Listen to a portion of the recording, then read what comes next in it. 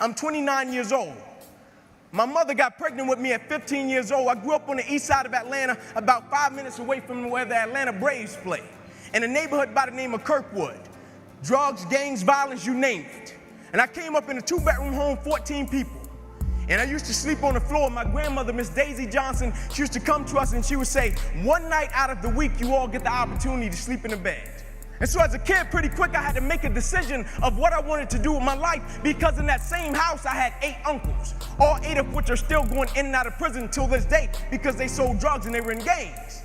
And so I looked at it, and it's kind of like that quote that says, learn from the mistakes of other people because you can't make them all yourself. And so I saw them selling drugs, but I also saw the outcome. And so I said, I'm not selling drugs. I'm not joining a gang because I see where that road leads to. Either I'm going to end up dead or in prison. I said, so my best bet may be to go to the NFL. And so I went to my cousin by the name of Tamon. I said, listen, man, I want to go to the NFL. I feel our family deserves a better way of life. Let's work for it. I said, we're going to be patient. We're going to engage in consistent action every night. And so every night we would go out and we would race light pole to light pole in Kirkwood. No shoes. Light pole to light pole every night. And so one night we were getting ready to race, and down the street came a big blue pickup truck. And it pulled over to the side, and out of it got a white guy. First white guy I ever saw in my life. True story. And my uncle Bobo, who just got sentenced to 40 years in prison, he was on one corner. My other uncle Johnny, he was on the other corner. My uncle Bobo took off running, and he looked at me. He said, Ink, don't talk to him. Saying to me, that guy has to be the police. Coach Trey walked up to us, nicest guy in the world.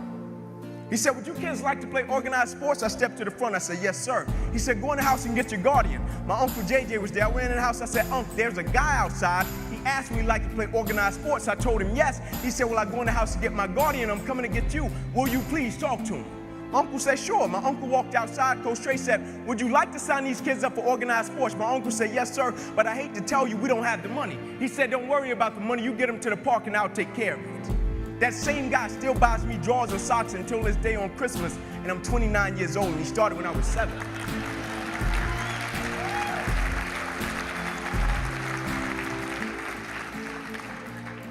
I still remember the day I was in the film room watching film, and I was watching the California Bears, and my defensive backs coach, Larry Slade, came in the room. He said, Inky Johnson, I got some good news for you, and I dropped the clicker. And I said, Coach, what is it?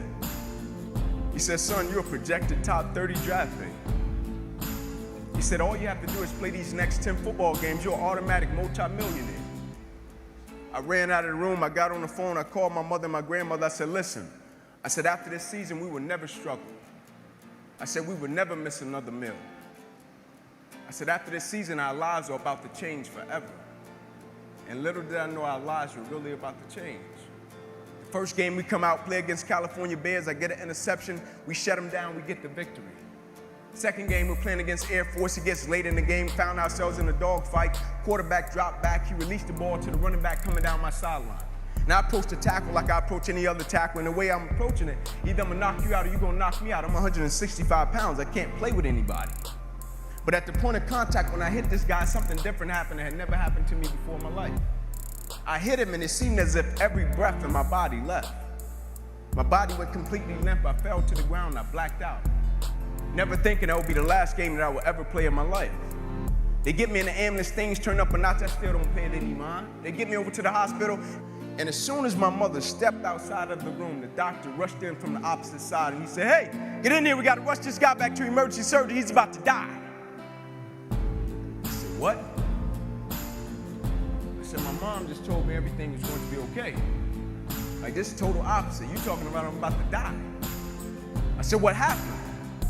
He said, son, what happened? You have busted up subclavian artery in your chest. You're bleeding internally. And when I woke up from recovery, the same doctor was standing over me. He said, Inky, I have some good news and some bad news for you. I said, you got some bad news for me? After telling him I was about to die, I'm still alive. How bad can it get? I'm still here. He said, the good news is, son, we saved your life. I said, thank you, sir. He said, the bad news is you have nerve damage in your right shoulder. I said, cool. He said, but the problem is, Ink, you probably can never play the game of football again in your life. And after they got through cutting on me, they said, son, you're gonna be in this hospital for the next 40 days. I walked out of the hospital on the 3rd day. They said, you broke a record. How did you do it? And I said, first and foremost, the thing I want y'all to understand, I will never let a circumstance or a situation define my life.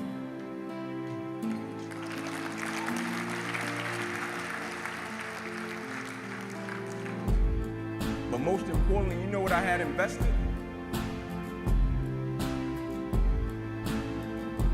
I had sweat equity. I had been working my whole life. And what I didn't understand, by being determined to chase something, by being committed to it, and what commitment is staying true to what you said you were going to do long after the mood that you have set it in has left. You see, people think commitment is saying, yes, I'll do it on the days when it feels good.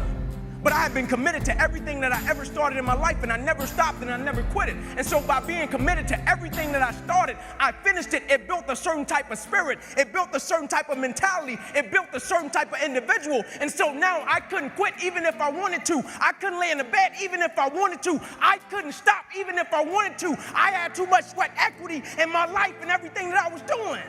Because I understood my existence wasn't about me. I went from me to we a long time ago. I understood the process is more important than the product. It wasn't about the outcome for me. Whether I made it to the NFL or not, that was inconsequential in God's plan for my life. But I was going to fall in love with that process, because I understood by falling in love with that process, it was going to turn me into a machine.